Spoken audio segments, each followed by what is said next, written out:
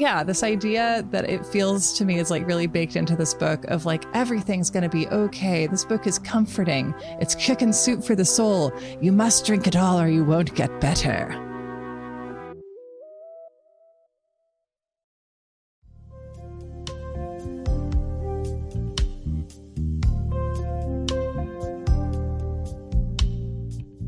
Many of you will likely remember the 1993 best-selling book of allegedly true inspirational stories, Chicken Soup for the Soul, and perhaps you once even shed a tear reading these bite-sized, sappy triumphs of the human spirit. But that was a long time ago, and shining a modern light on this collection today, well, it hits a little bit differently. For part one of this two-part series, I will tell podcaster Sarah Marshall of You're Wrong About, the history of this iconic text, and read her some of the most batshit stories it contained. We will also discuss some of the confusing and downright damaging messages imparted to millions of readers contained in what was once considered the most feel-good book money could buy. In part two, I'll tell Sarah about the motivational wealth coaches behind Chicken Soup for the Soul and the shocking spot the company finds itself in today, facing bankruptcy and lawsuits from employees they screwed over profoundly, allegedly. We'll talk throughout about neoliberal mysticism and the prosperity gospel manifestation mindset that has animated not only Chicken Soup for the Soul, but also our long-term American culture and politics at large. I'm your host, Chelsea Weber-Smith, and this is American Hysteria. I am here with the soupiest gal I know, Sarah Marshall, and I couldn't think of a better person to talk about Chicken Soup for the Soul with. It's going to be a wild ride. Thank you for joining me, Sarah, as always. Thank you for having me, Chelsea, as always, to talk about a book that I truly loved as a child. Oh, I'm very excited for that perspective because of my absolute neutrality to it as a child. Yeah. So I'm glad to have. Which is remarkable. I know. I'm glad to have the heart I need to really open up this text. Yeah, a heart full of sodium. Okay, so today we are talking about the 1993 bestseller motivational book for young and old, Chicken Soup for the Soul. And I would love, Sarah, to start us off, if you could give us your best kind of explanation of what this book was for any listeners who could be unfamiliar somehow. Yeah. I remember this book so vividly, I feel like, because I think that my mom got the first book as just like a gift from a random work friend, which I'm sure is who the use case for this book a lot of the time. Sounds right. And it was like a kind of thick, not very expensively made looking book that was like, I remember it having like a kind of a dark green marbled cover. And then of course there were like 800 sequels and they all had different colors so you could tell them apart. And that it was just like a very simply laid out with like an introduction and then like, I don't know, like 60 stories of just like sort of heartwarming human endurance and love. And as I remember it even now, I think, if I were to read it today, I'm sure I would see in it so much of like, and even as a kid, a lot of it gave me pause as like the extent to which it was celebrating like how the great thing about a wholesome American striver story is about how everyone can just save themselves if they just try hard enough. So try harder, bitch.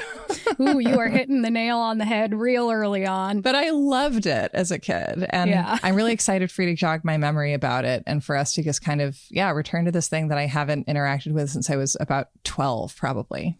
Do you remember, Sarah, it making you cry? Like, do you remember the emotions that accompanied it for you?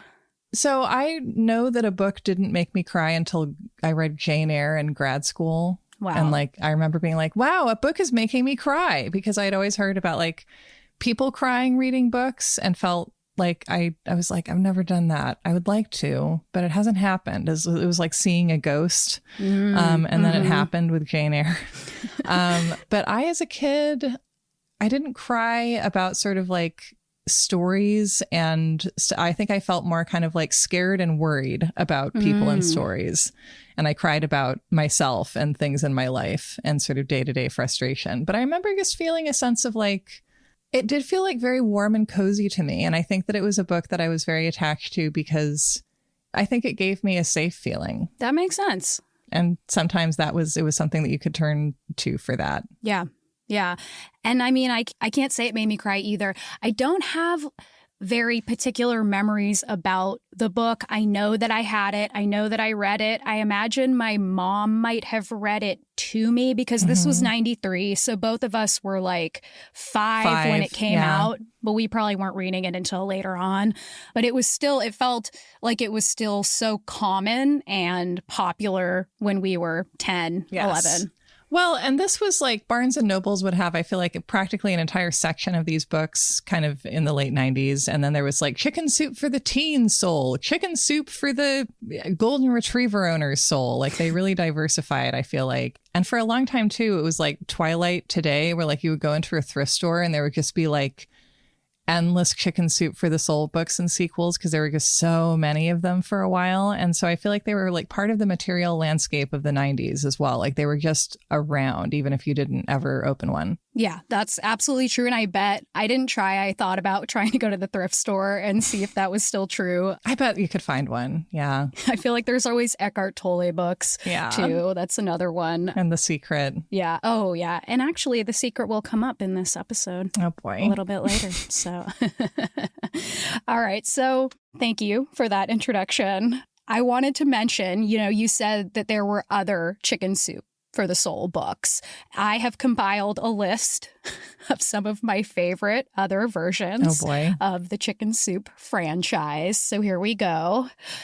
Chicken Soup for the Girl's Soul, Preteen Soul, Teenager's Soul, Christian Teenager's Soul, Indian Soul, Indian Teenage Soul, Christian Woman's Soul, Working Woman's Soul, African American Soul, African American Woman's Soul, Latino Soul, Veteran Soul, Entrepreneur Soul, Shopper's Soul, Bride's Soul, Nurse's Soul, Teacher's Soul, Military Wife's Soul, Breast Cancer Survivor's Soul, Grieving Soul, Grandma's Soul, Golfer's Soul, Woman Golfer's Soul. What? Fisherman's Soul, Latter-day Saints Soul, Beach Lover's Soul, American Idol Soul. Okay. Dentist's Soul, as if they have one. NASCAR's Soul, Chicken Soup for the Soul in Menopause.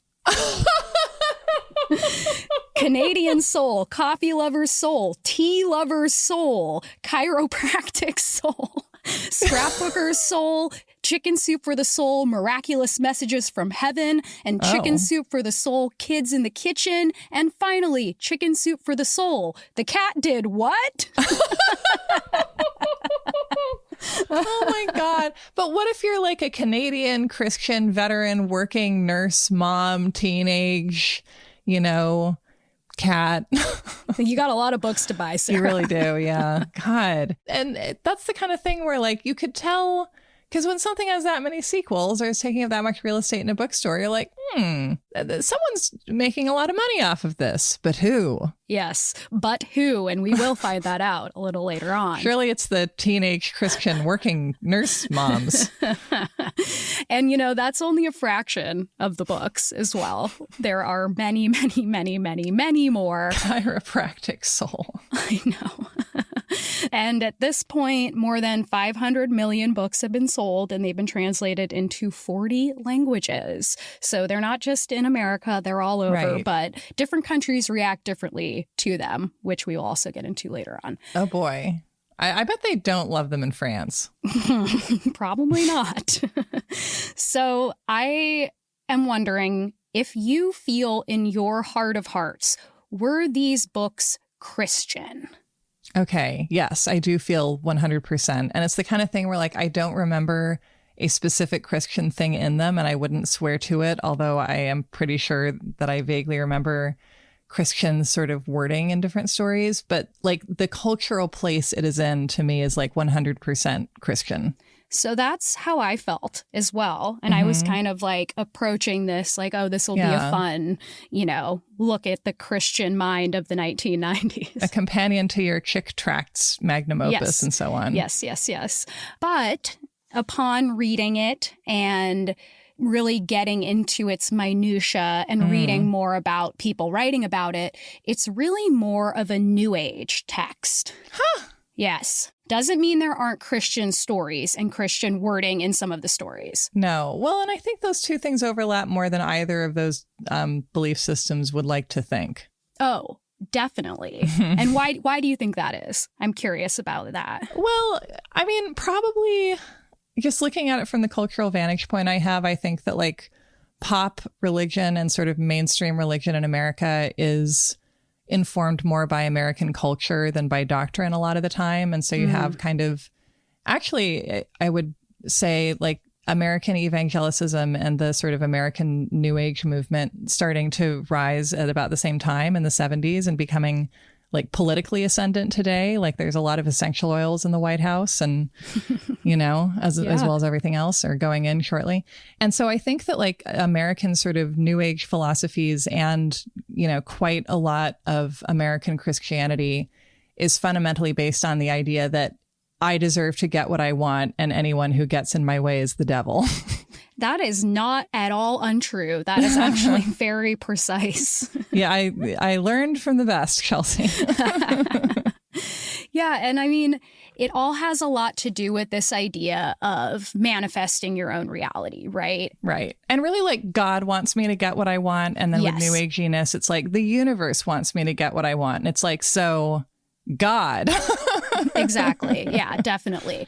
And so we'll kind of look at how these two men who started it kind of brought together New Age philosophy along with Christian philosophy and most importantly, wealth, prosperity, gospel philosophy and how that's kind of woven into most of the Chicken Soup for the Soul books. Yeah, as into most of our country by this point. Absolutely. They are deeply, deeply American books. That is very true. We're an American book. Oh, God. So even though I named all of those, the titles of those books, I do want to point out that though they claim to be extremely inclusive, and that's kind of their brand today, they have yet to put out an LGBTQ or Muslim Chicken Soup for the Soul. So, well, I'm sure that they had one story in like the Dog Lover's Soul book by Ellen DeGeneres, and it was about dogs, and they were like, "There, we did it. We're done." So, for this episode, I'm gonna focus really on the first book. We're not gonna get. I mean, how could I? What am I, a machine? I can't get into all the other books.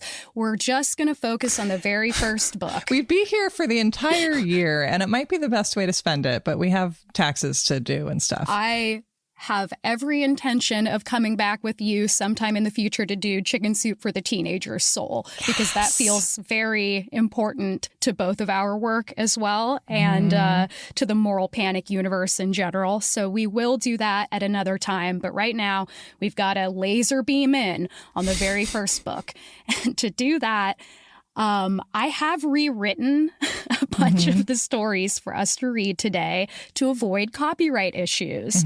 So I, though, would like for you to read this first story. And that is because it, I know, is a story that you remember probably most vividly of all of the stories. And it will kind of place us in time a little bit. So please read the story and then we will talk about it. Beautiful. I haven't sent you the document. Here, I'm going to email it to you. Okay. Skippity, skippity, skippity, skippity. Skippity, dap, dap, yes. Okay. Do you feel like you've let go of Skibbity after having gone on that whole journey? Yeah. Yeah, that's really nice. I love it. I'll always love it. I'm going to go back and watch it soon because I know there's probably been more episodes.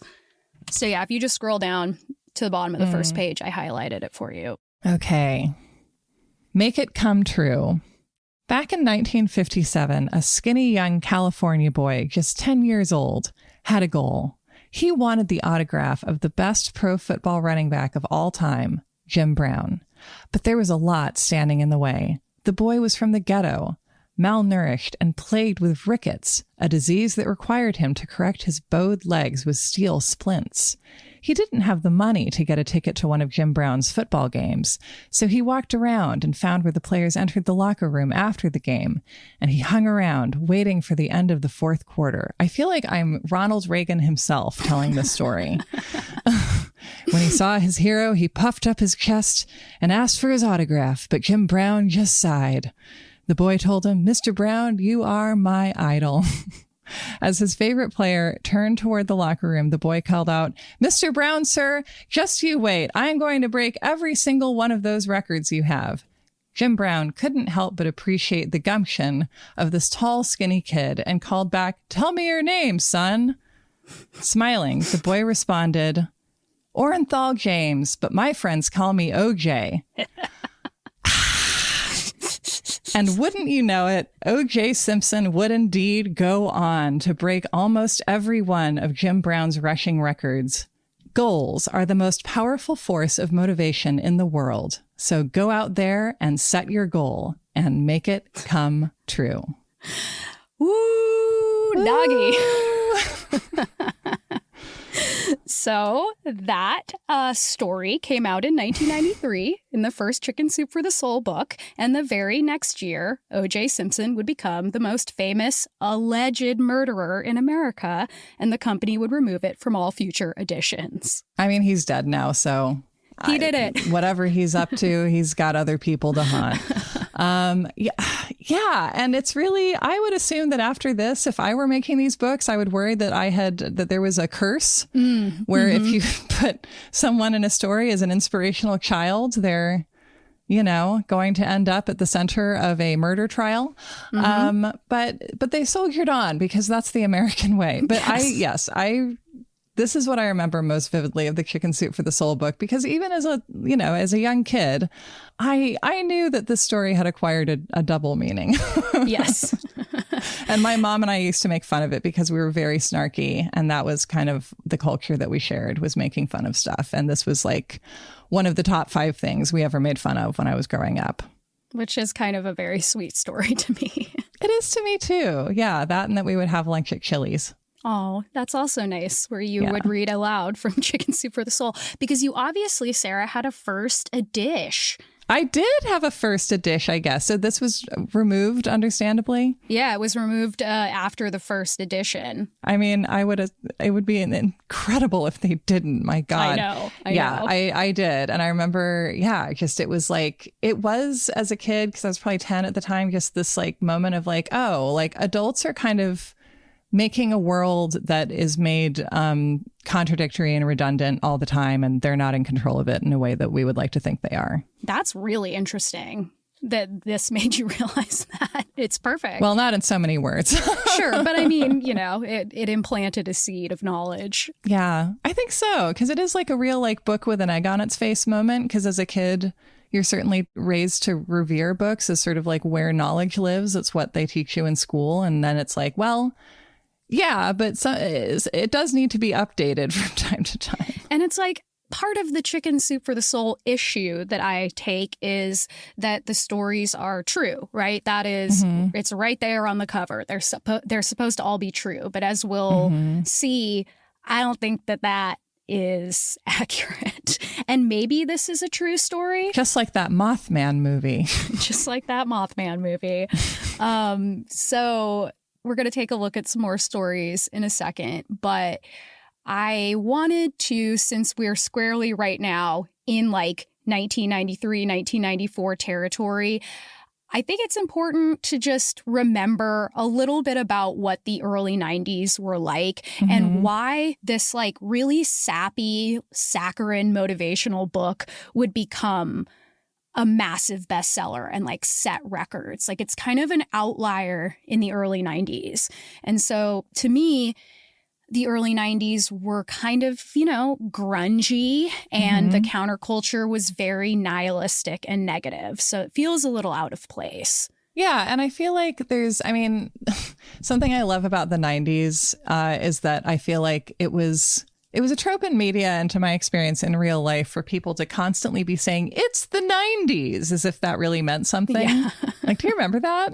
I feel like I do. Yeah. Yeah. Like, I mean, like in real life, but also like an example is like Goldie Hawn and the First Wives Club, after she rooks Victor Garber out of all their community property. She's like, it's the 90s, downsize, There's just this sense that I think, certainly in marketing, but also that people, I think, really ran with, that like the 80s had been this era of excess and sort of like boom and bust cycles on Wall Street, and this very, dynasty, Dallas, designing women, the big Ds kind of a decade. And that the early 90s, like one of my favorite books, The Vanity Fair Diaries by Tina Brown, she talks about like at the start of the 90s, like looking for an image to kind of sum up like the cultural break from the 80s and like, what is this new era going to be about, and what is the media going to be about, and how that image for her was the Vanity Fair cover with sexy, pregnant Demi Moore on it. Ooh. Which is, everybody knows that cover. Like, that's another really prime piece of early 90s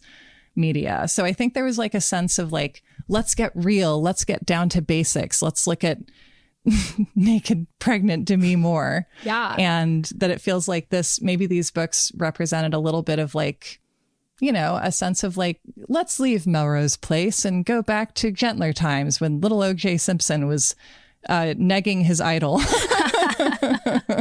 Yeah, exactly. And, we've done a lot of episodes on like 80s and early 90s skate culture and like early internet culture, and just kind of the contrarian meanness of the early 90s. Beavis and Butthead is like another big one, I feel like. Beavis and Butthead being such a big cultural moment, and that was like a show where just the fact that they were like, just like crude little mouth breathers was like, that was the appeal. We loved that. We wanted it at that time. Yeah, we loved it. And anything controversial was kind of hailed as free speech and always valid, and maybe not by parents, of course. But I think that it makes a little bit of sense that at that time, these books felt like almost savioristic, where it's like, okay, like it feels like the culture is going in this really negative and nihilistic way, and here's the antidote, like this book that's supposed to make you cry and feel all of these emotions that will make you this better person, quote unquote. And so I think that that's just a nice little context to have as we dive into these stories. I love it. It also occurs to me that like, I know that like the early 90s there was kind of a backlash and an anxiety about political correctness run amok, which is essentially what is happening now, although on steroids. Yes. And like a real kind of like backlash against the idea of campus sexual assault being a problem. And, the ADA was passed. God knows that scared some people. So I think that like, I can also imagine this book being successful because it reassured people that like, everything is fine and everyone just has to work really, really hard and not get help from anybody. Absolutely. Absolutely. Hitting the nail on the head, baby. Okay. So I am going to give you just the most basic early history of how these books came to be, first of all, okay? Yes, please. All right. So in 1992, this motivational speaker, very new age vibes, he's still around today, Jack Canfield, is traveling the nation and teaching, his brand of get-rich-quick self-actualization classes. We know them. We love them. We don't love them. What's amazing is that like the best scam that never goes out of business is teaching people how to become rich by teaching classes where they have to pay you money that you wouldn't need if you were so rich to begin with. Tale as old as time.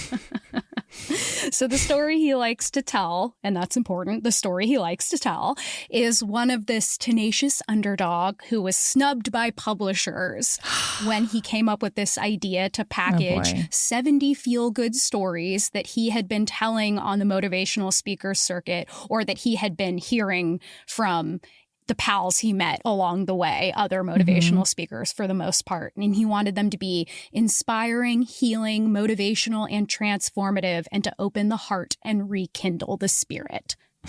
he soon found a partner in this basically kind of new age adjacent, but definitely Christian financial motivational speaker named Mark Victor Hansen, who told Canfield when they met that, quote, "When I was an ambassador in India, I learned that 101 is the number of completion." So that's what they decided would be the number of stories in Chicken Soup for the Soul. So it's actually 101. Don't you love it how like an American like motivational type Christian person can say any fairly obvious thing, but if they say they learned it in India, then people are like, wow, yeah. It's very 90s.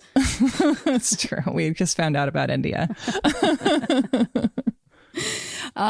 So Jack Canfield says that the name Chicken Soup for the Soul actually came to him in a dream when the hand of God himself wrote the words on a mystical chalkboard. So God, okay. Does he think it was God or does he think he had a dream about God? Because I feel like when Christians tell these stories, they're like, yeah, God did that. He felt like doing that. I think that this is the God of the New Age, which is just... Vibes, the vibes God? Yes, the vibes God. Exactly. I'm more willing to accept that, I guess. Not that he cares. It's like even if I'm talking about my personal sense of the divine inside of me, like I wouldn't blame it for that title. No. And it's a title that really worked, obviously. So apparently they say that all of these editors at all of these big presses were just so pessimistic that they said that the manuscript was too nicey nice and too positive, and that Jack and Mark simply didn't have a big enough audience to guarantee that their book sales would take off enough to make up for it. Well, which is a fair point, by the way, because who even are these guys that nobody knows who they are? Like, I mean, I love how these underdog stories are like, and then the publishing industry, which owed me nothing, wouldn't even publish my book that was compiled by two editors who no one has heard of, and that is just a bunch of little stories. But also it's like, I know that this fits into the very kind of story that they're telling in this book, which is like, if everything is terrible for you, just keep plowing ahead for years and years and never give up and never wonder whether your idea is terrible, because eventually it'll work out. Yep, exactly. And they claim to receive 33 rejections in 1998, but by 2014, that number had changed to 100 rejections, and today, they say that they received 144 rejections. So we can already see kind of the tail. Wow, gross. Expanding. Yeah.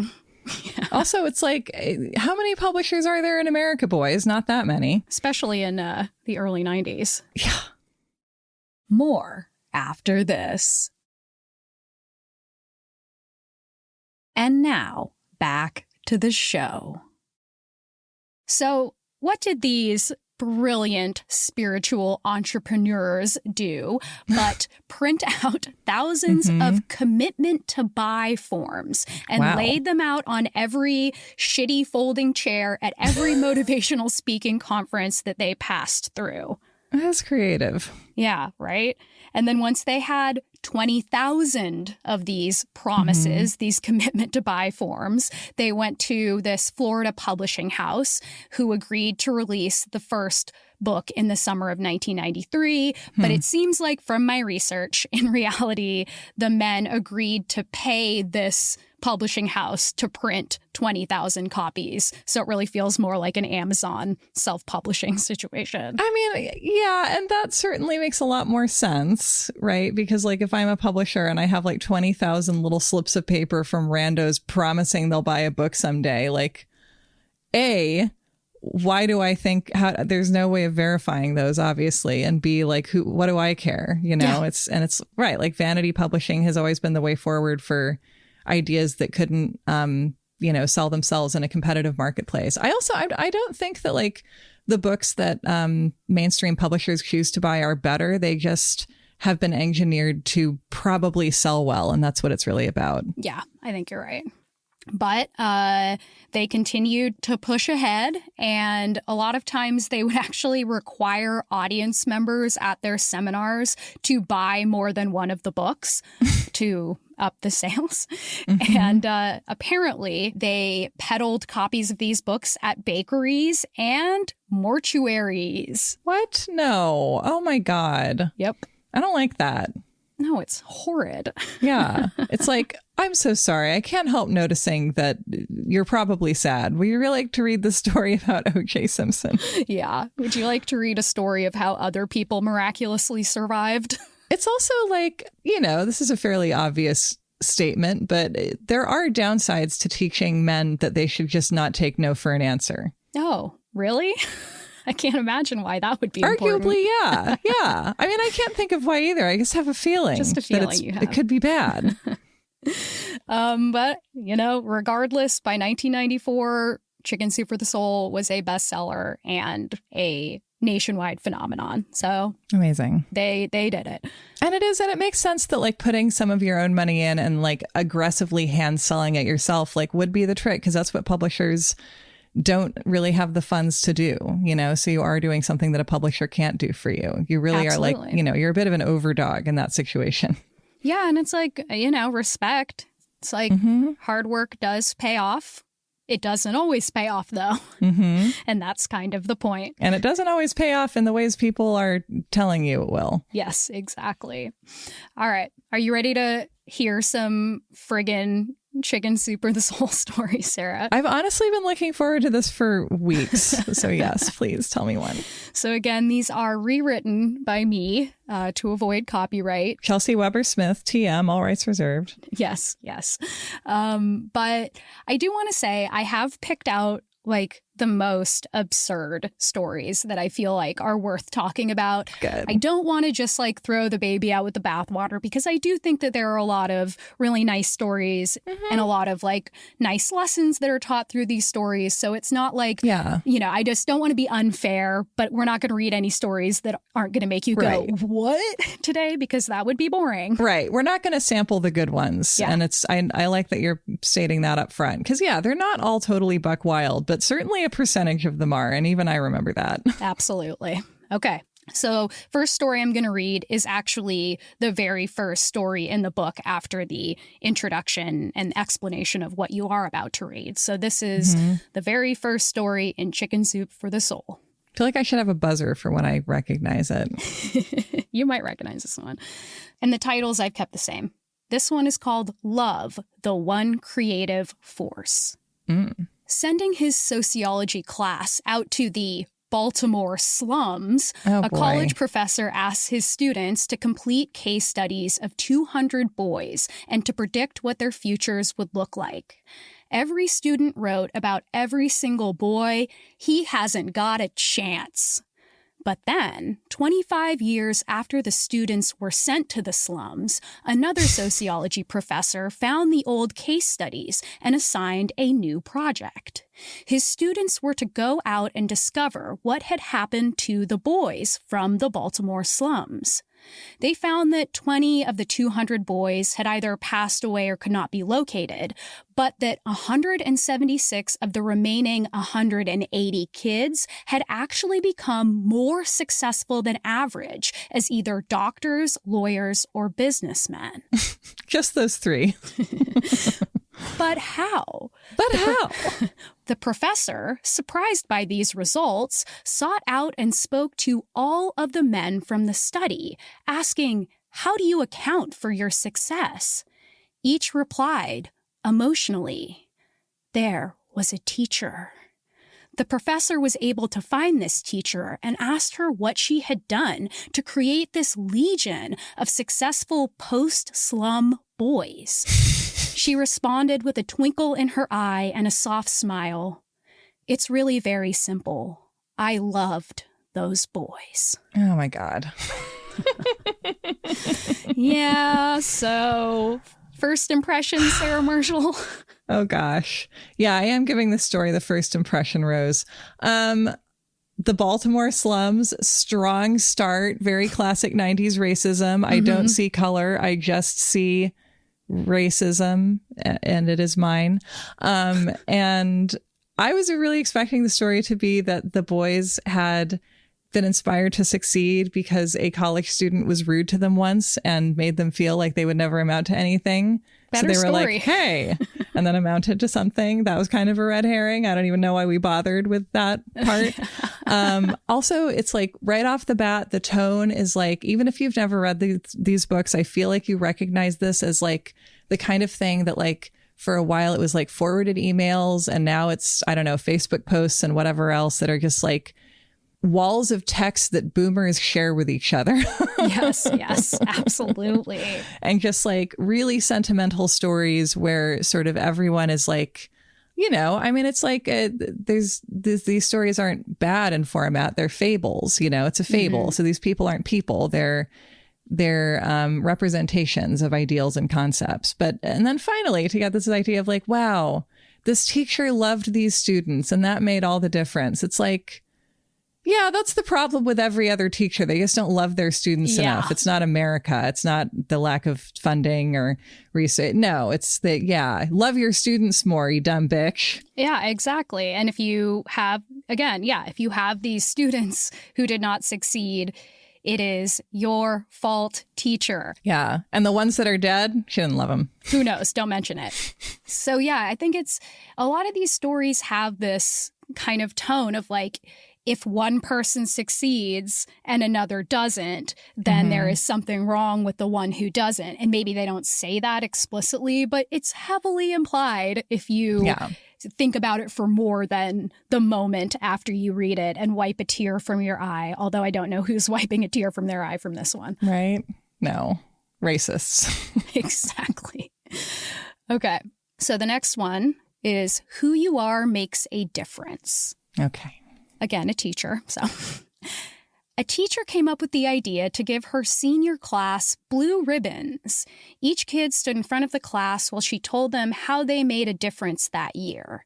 She pinned the blue ribbon on them and it read, "Who I am makes a difference."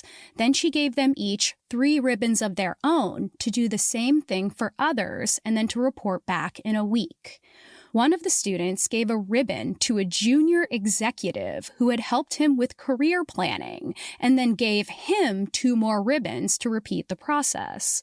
That executive pinned a ribbon on his boss, who was known for being mean, telling him that he believed him to be a creative genius.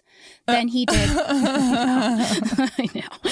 Then the old man wadded up the ribbon in his fist and fired him. You weak man. Go back to your house, George Bailey. So, okay. Then he did the same thing, giving the executive ribbons of his own. The executive then went home to his 14-year-old son's room and told him that the junior executive had called him a creative genius and given him a ribbon that said, "Who I am makes a difference." He told his son that he knows he doesn't pay enough attention to him because he works all the time and that he screams at him for getting bad grades and having a messy room. But he told them that aside from his mother, he is the most important person in his life. "You're a great kid and I love you." The boy started weeping and couldn't stop shaking and replied, "I was planning on committing suicide tomorrow, Dad, because I didn't think you loved me. Now I don't need to."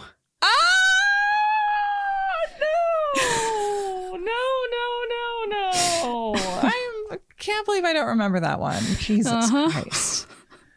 So, what do we think?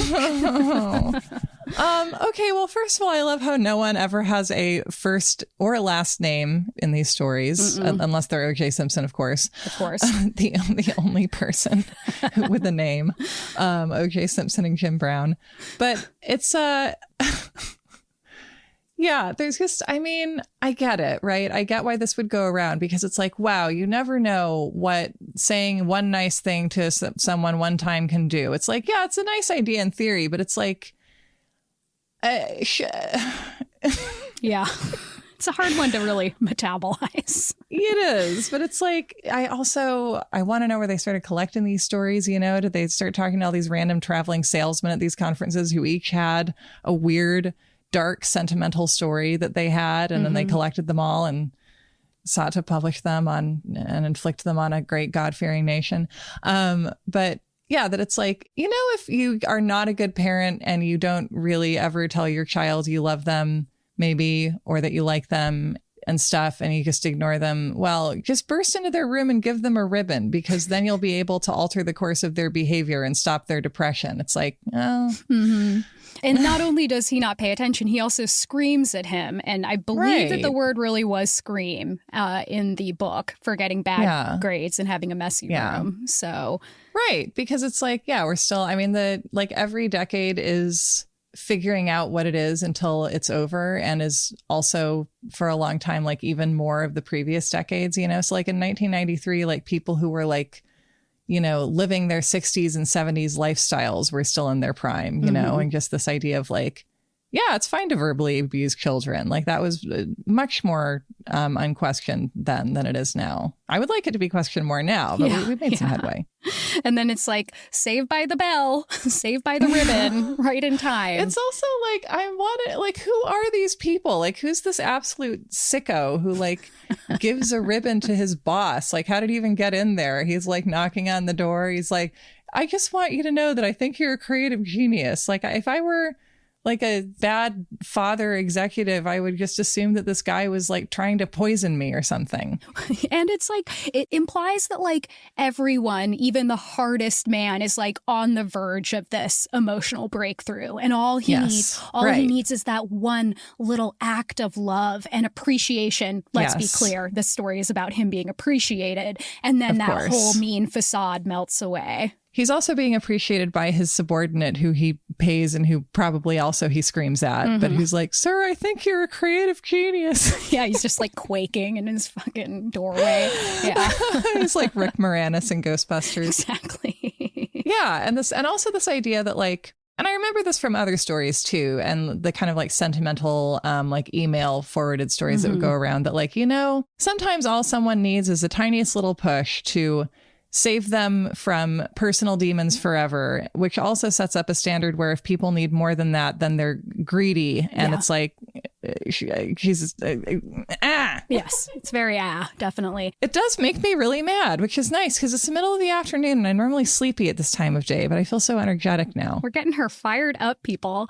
And you did ask kind of, who are these people telling these stories? And they really are not totally, not completely, but the majority of them are other motivational speakers who often work with like prosperity gospel stuff. Right. Because they have that feeling of like a well-polished, like a round stone in a river where like all of the extraneous details are sanded off and everyone is like a really weird archetype. Yeah, totally. I mean, you said it earlier, they're like fables. Yeah. And it is really funny to have. I mean, I really love it. Like, as it's like really, I think like a brilliant study of a specific place and time of like, these are the stories that salesmen would like cart around North America to get people to buy their way of life as a concept. I mean, they really are. I've never made that connection, but they are so the traveling salesman of today, which is really interesting. God, yeah.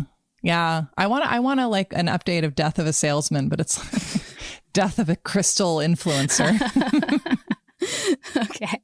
Are you ready for our next story, Sarah? I'm so ready. Okay. Yeah. If you thought that one was bad, this one's called Amy Graham. For a second, I thought it was going to be about Amy Grant, but no. No, unfortunately not. And I will say ahead of time that I was unable to find any proof that this is a real story. And I think that's just important to say up front. Oh, another little thing to mention here is that this story was written by Mark Victor Hansen, who is one of the two men who created Chicken Soup for the Soul. So this is one of his stories that he tells on the motivational circuit in which he is the star. So here we go. Mark Victor Hansen arrived at the Mile High Church in Denver to hold a 3-day seminar on prosperity consciousness. The minister told him that a teenager named Amy Graham, who had just been diagnosed with leukemia and given 3 days to live, had asked the Make-A-Wish Foundation to pay for her to attend one of Mark's classes on prosperity consciousness. Mark was shocked, not understanding how a child could choose his motivational speaking over Disneyland or meeting Sylvester Stallone or Mr. T or Arnold Schwarzenegger. The minister brought Amy, who was weak and bent over with a bald head covered with a turban, and gave Mark her tiny, frail hand. She told Mark that her 2 goals had been to graduate from her high school and to attend a sermon by Mark Victor Hansen. The doctors had told her she would never have enough energy to do either of those things. Her doctor, who was in a God's Not Dead sequel, was like, you will never go to that Mark Victor Hansen seminar. I'll see to my last dying breath you don't go to that prosperity consciousness seminar. And I'm Kevin Sorbo. Okay. But now, in her parents' care, she was standing before her hero. Mark was deeply moved, hugged her, and told her parents that they were his special guests. Amy and her parents returned for the Sunday afternoon seminar put on by Mark and sat among the 1,000 other people who were there to, quote, grow and become more fully human. Mark taught the group his method of healing, telling them to rub their hands together vigorously and then move them 2 inches apart, and that there they would feel the healing energy. He then paired each attendee off with another so that they could feel each other's healing energy and perhaps be a little bit healed by their neighbor. He told them that 5% of people have enough healing energy emanating from their hands that they could be a professional healer. Then he introduced Amy and her story on the stage. She slowly and sickly approached. Mark instructed the group to rub their hands together to create the healing energy and send it to Amy, which they did, standing in an ovation filled with tears. And then, you won't believe it, 2 weeks later, doctors declared that Amy was in full remission from cancer. Oh my God. Okay. Well, I'm glad that the imaginary girl got to live a full life as opposed to dying immediately after fulfilling the 2 worst goals I have ever heard. I know. I know. And it's just like, Amy, if you are out there, I'm so happy that this worked for you, or that this happened and then you happened to go into remission. Amy, if you're out there, I'm sorry your lupus was misdiagnosed. Yeah, I think there's probably something going on, but I never want to take away someone's story. But I do want to say it's really interesting that Mark Victor Hansen is the hero of his own story here. It is, isn't it? Yeah. Because it's, like he's telling it, and he's the star, and he helped this tiny miracle girl and cured her cancer just by telling a bunch of people to rub their hands together. And I just feel like if he's figured out how to cure cancer, it feels like he might have brought it to a higher authority before putting it in his motivational book. Surely if he really knows how to do that, there are other people he should tell. Now, I know what you'll say, but Sarah, the pharmaceutical companies want us all to have cancer so that they can make money. To which I would say, they can make money off of us without giving us diseases that they have no ability to cause intentionally and that are caused by the pollution and destruction of our planet that we've been causing for hundreds of years. But that's a side issue. I remember this story, like not all of it. I remember like aspects of it from when I was a kid because it felt so extreme. And I think like I might be giving myself at this age too much credit, but I think that when it got to like the frictiony hands healing thing, I was, even at that age, I was like, this is, no, thank you. Yeah, it's really, it does verge on that idea that you can cure cancer with just your thoughts. Yeah. Call it by whatever name you want. But it's like, crystal therapy, energy healing, the people's temple, and just a classic kind of tent revival kind of thing. It's just like, yeah, it would be very nice to think that we can cure advanced diseases by jumping around and shouting. And we can cure being in a bad mood by doing that. Mm-hmm. So that's something, it's like, I love jumping around with other people and rubbing our hands together. It's just that there's, it's a limit. Well, and Miranda and I have been rewatching Degrassi, The Next Generation, one of our favorite shows of all time, which does feel kind of like a kindred spirit to the Chicken Soup for the Soul books, but much better. Because like every week it's a new story that you can't believe is happening. Yes, absolutely. But I will say that it had a lot more grit, and I appreciate that. Oh, yeah. But one of the characters from the original Degrassi, who's now a teacher, who goes by the nickname Snake, gets cancer. Mm-hmm. I mean, thank God he's with Spike by then. It would have been a nightmare if he wasn't. What else would he do? He doesn't really handle it great, but that's okay. Who would? But, we were just talking about, there's like people telling him like, you just need to be positive. You need to like, and he's being very negative, I'm like, no, you're going to beat this if you just like, we're going to beat cancer. We're going to fight this war, this kind of military language.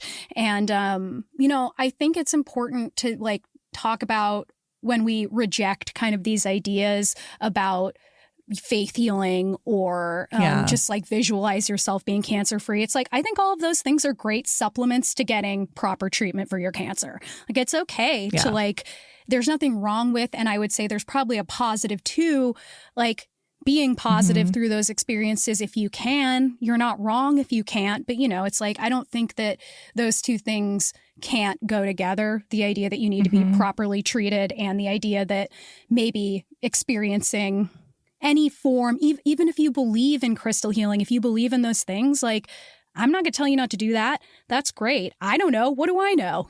But it's not going to be a replacement for treatment, and it's not fair to blame people for their own deaths because they weren't positive enough, or they didn't go to Mark Victor Hansen's special seminar and get healing energy blasted out of the hands of a congregation at them. Oh my God. Because they didn't use their dying wish to go to a prosperity gospel seminar about how to make money by believing in themselves, despite the fact that they're about to die. Yeah, I mean, it shouldn't be like a novel thing to say that we shouldn't blame people for their own deaths, but like it is. We have to hear that as Americans. And it is like, I mean, isn't it funny that like I don't think we talk about other diseases the way we talk about cancer. Like, I'm not read up on the history that well, but my understanding is that cancer like really wasn't talked about very much openly until about the 70s. Interesting. And especially breast cancer, but like cancer generally.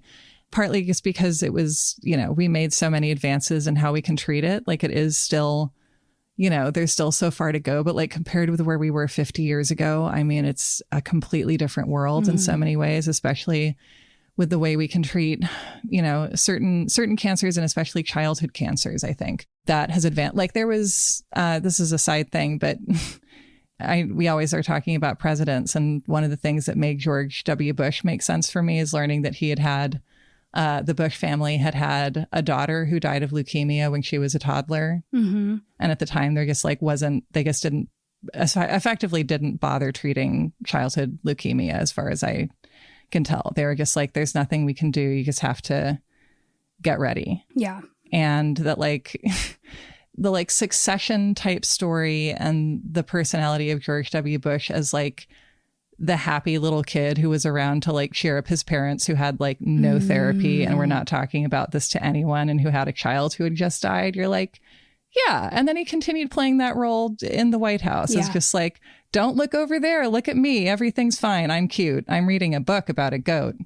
And then later he'd become as we've talked about, really decent painter. And perhaps that sprung from early childhood trauma and the repression of his artistic, inclinations that came out of pain. And now he's doing it, and he's still can't hurt. A war criminal.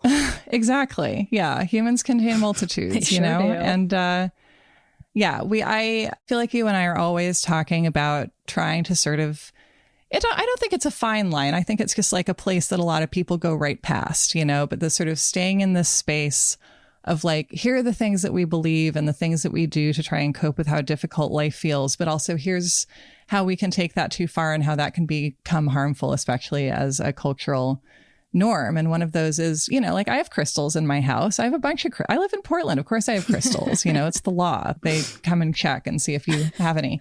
And I have like, you know, I've got like selenium, I think, which is like to protect my emotional boundaries. And like I've placed it around my house. And like, do I think it's literally protecting me? No. Or like, I wouldn't admit to that to someone who seemed judgmental about it. If I were, you know, feeling more relaxed, I might feel more comfortable saying, I kind of think it might be doing something, sure. Or like, why not? Mm-hmm. Like, I don't think it's doing the opposite. But also that like, to me, how it definitely works is that like, I look around my house every day and I see it. And it's a reminder to myself that like, this is something I care about developing for myself. And this is the work that I'm doing on myself. And it sort of is integrated into that daily habit building and that thing of like, you know, there's so much in life that you can't control, but then there are certain things that you can kind of lean into and you can build habits that make it easier for you to get up in the morning and make good choices or choices that are going to at least set you up for success more. Totally. And that's so amazing. And it's wonderful. And also they will not do a goddamn thing about a lot of other stuff, exactly. You know, and I don't think that that's a complicated position. No, certainly not. Certainly not. All right. Are you ready for the next one?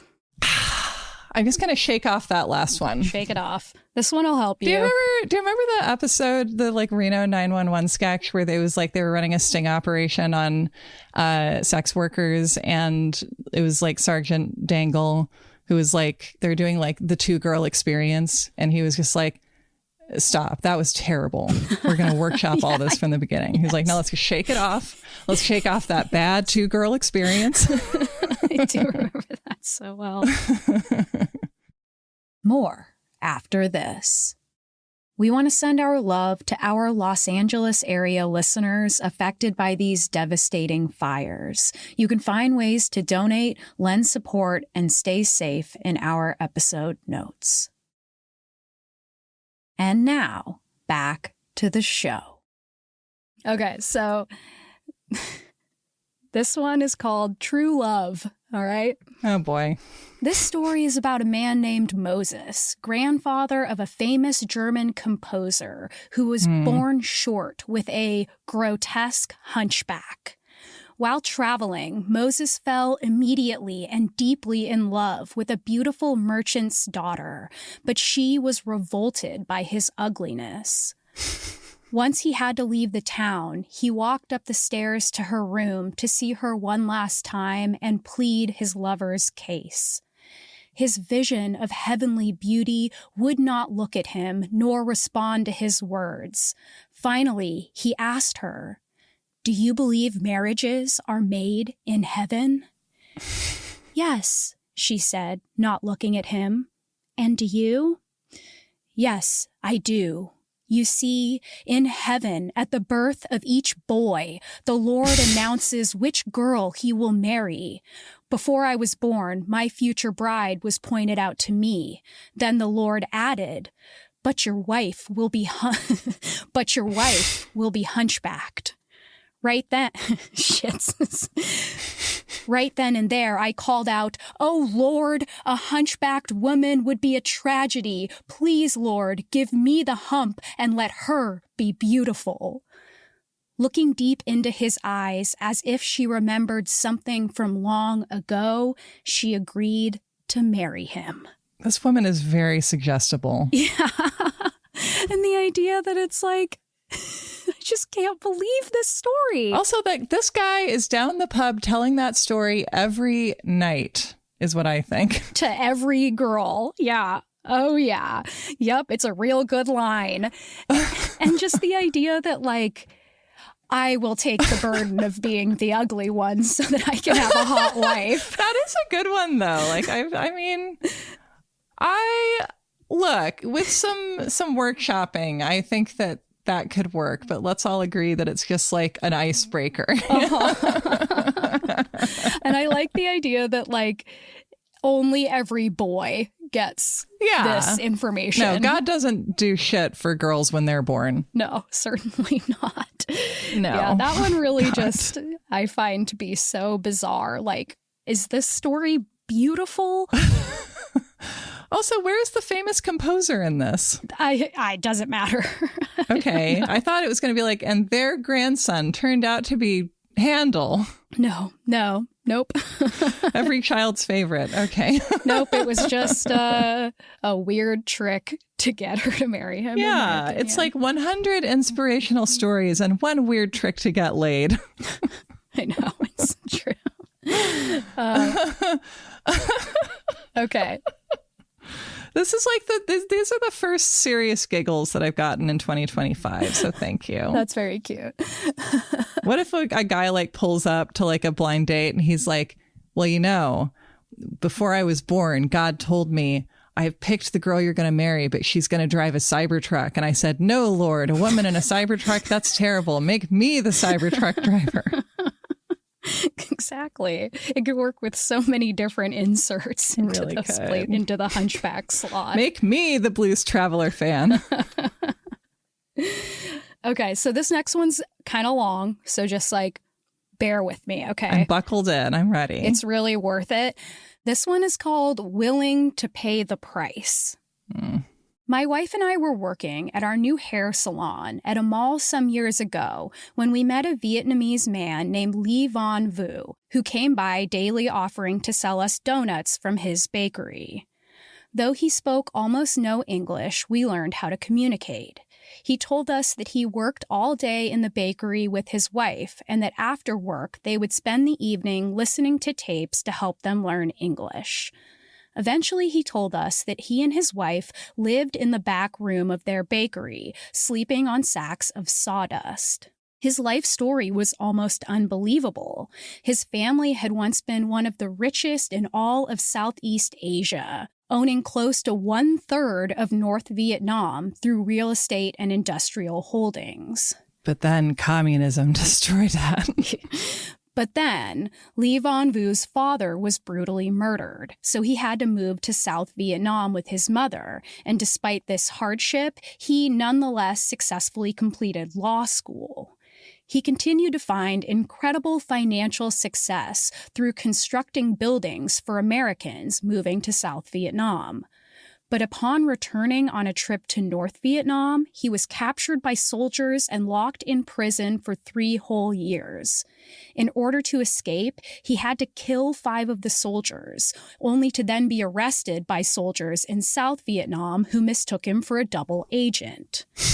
When he was finally released, Lee pivoted yet again and started a fishing company, and yet again met tremendous success as the owner of the largest cannery in South Vietnam.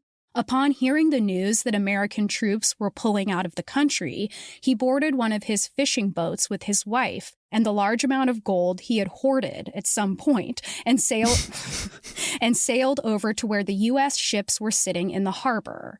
Trading all of their gold to the troops, they allowed the couple to travel out of the country safely through a passage to the Philippines, where they entered a refugee camp. After finding a way to speak with the president of the Philippines, Lee was able to convince the most powerful man in the country to give him one of his fishing boats. Within just 2 years, Lee had successfully developed the entire fishing industry in the Philippines.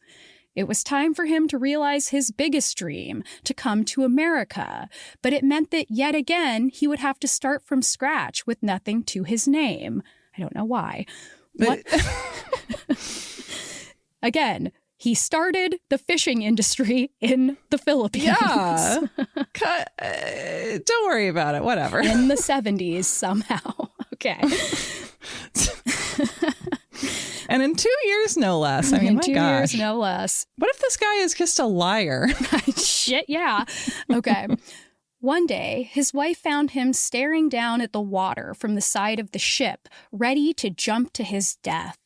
She asked him, "If you decide to jump, what will happen to me? We have been through so many difficult times over so many years together. We can do this." He stepped away from the railing and vowed to try it all again. Once they got to America in 1972, they moved to Houston, where they had no money and were unable to speak any English. But luckily, his cousin offered to give them jobs at his bakery in the very mall we own our salon, allowing them to also live in the back room. Each week, the couple would make $300, leading to a measly annual income of just $15,600. His cousin was willing to sell the bakery to them for a $30,000 down payment, offering to finance the remaining $90,000 to be paid back over time. So they decided not to get an apartment of their own, but to sleep on those sawdust bags, eating almost entirely leftover baked goods while taking sponge baths in the mall bathrooms for 2 years.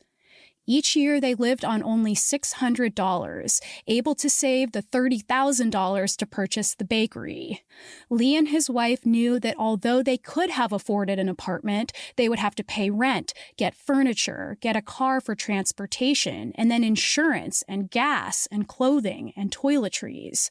There would be no way to ever get that down payment. But even after they were able to pay the down payment, Lee and his wife agreed that they wanted to pay off the rest of the $90,000. So they continued the same exact lifestyle, saving as much as was humanly possible from the profits coming in at the business. Within 3 years, not only did they own the business, but profits soared. Finally, the couple allowed themselves to get an apartment.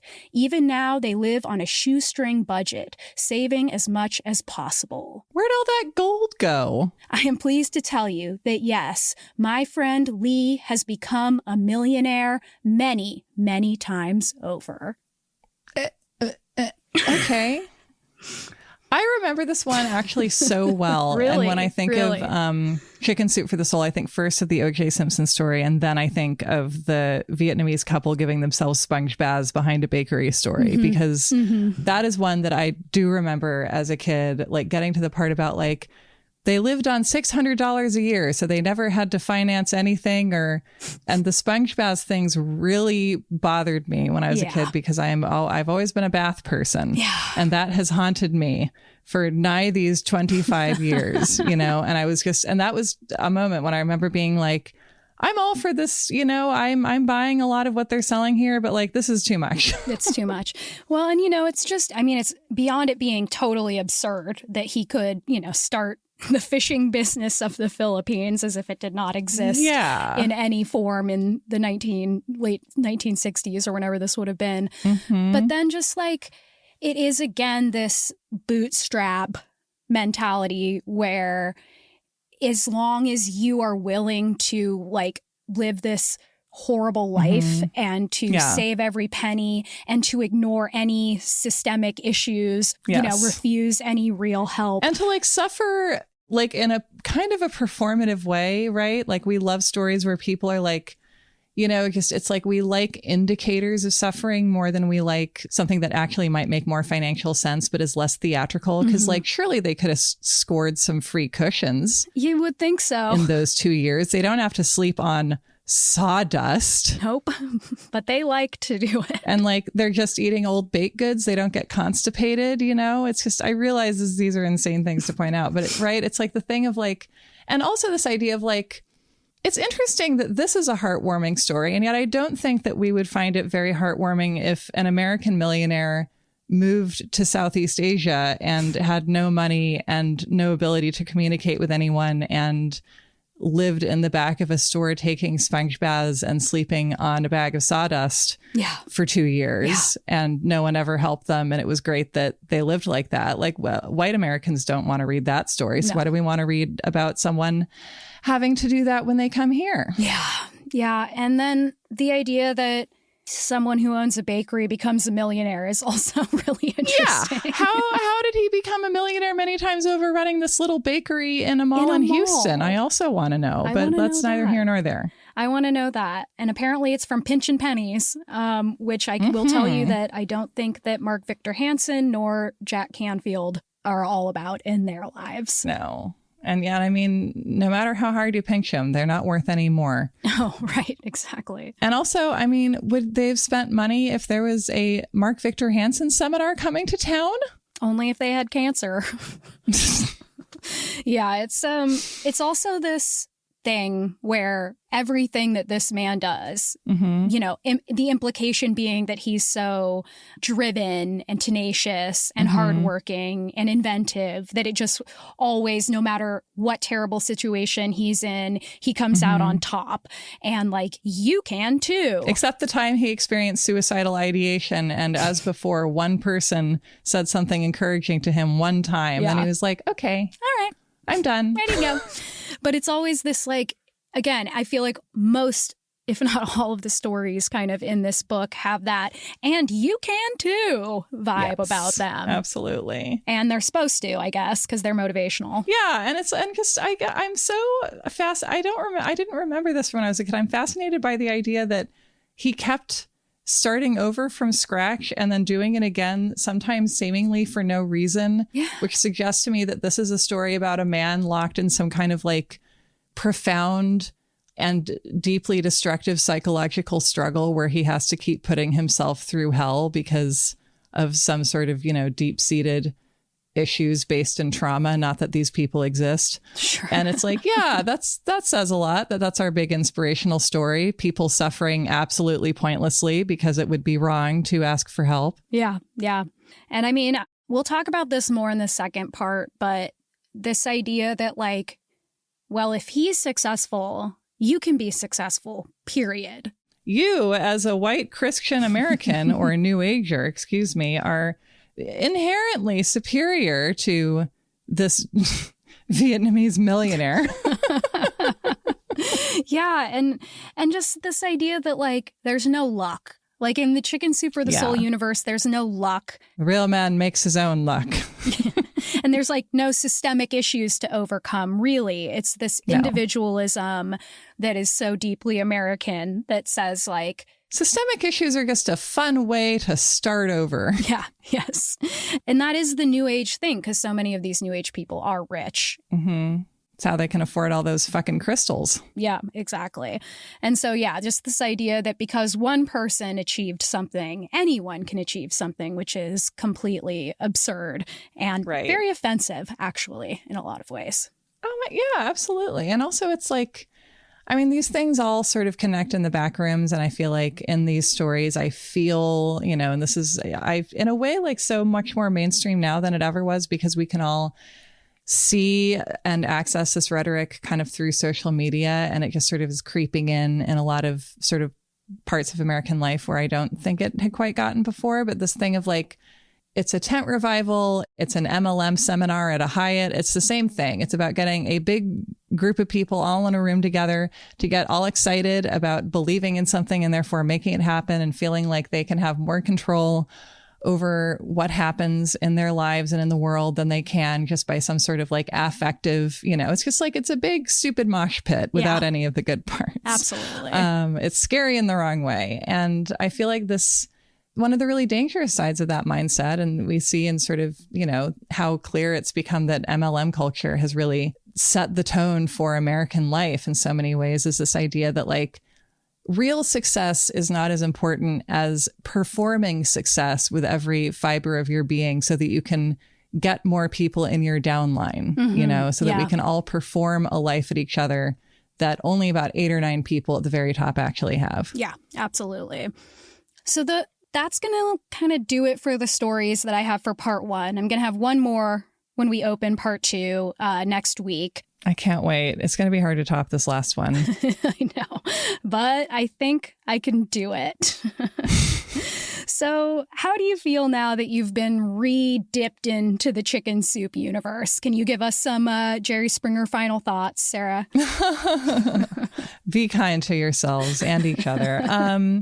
I feel like it's such a familiar cocktail of emotions. I think I felt the same way as a kid. And it was like, I feel so magnetized to this book for like that combination of like parts of it really get me. I know that there are stories I remember from it that like, even if I think they're really sentimental and over the top, like they do they get me, you know, and I won't deny it.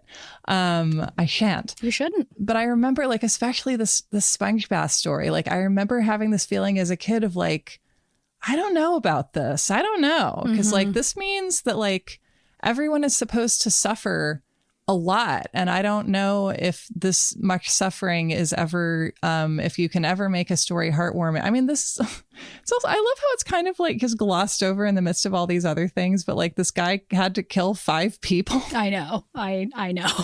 And they're like, anyway, let's focus on how he saved money by eating old donuts. Yeah. Mm-hmm. But like, yeah, this idea that it feels to me is like really baked into this book of like, everything's going to be okay. This book is comforting. It's chicken soup for the soul. You must drink it all or you won't get better. Yes, exactly.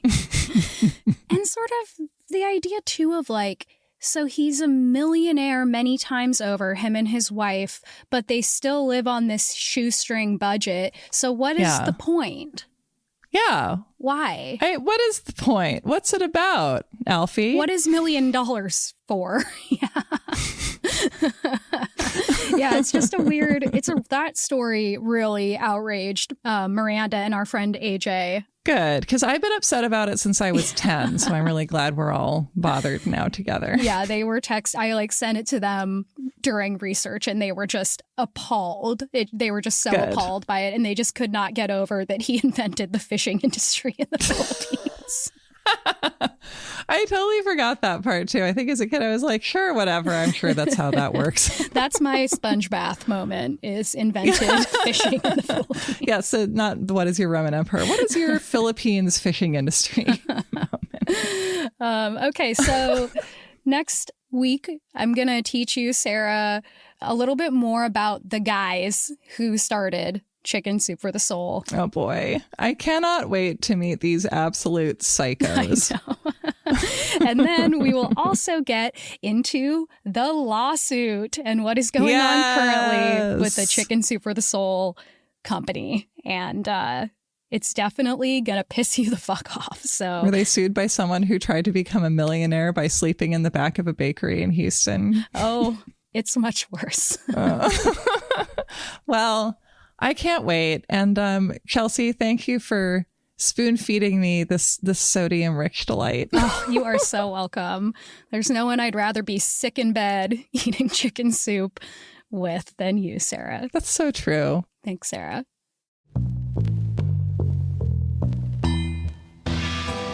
This was American Hysteria.